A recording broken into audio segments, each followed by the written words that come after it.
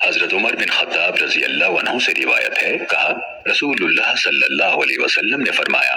جب مؤذن اللہ اکبر کہے تو تم میں سے ہر ایک اللہ اکبر کہے، پھر وہ مؤذن کہے اشہد ان لا الہ الا اللہ تو وہ بھی کہے اشہد ان لا الہ الا اللہ،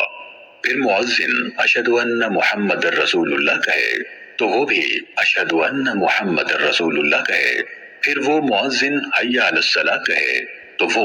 لا حول ولا قوت الا باللہ کہے،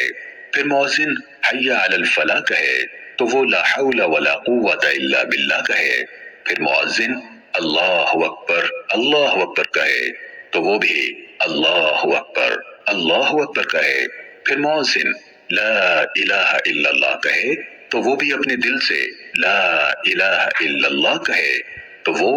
جنت میں داخل ہوگا۔ صحیح مسلم حدیث نمبر 850۔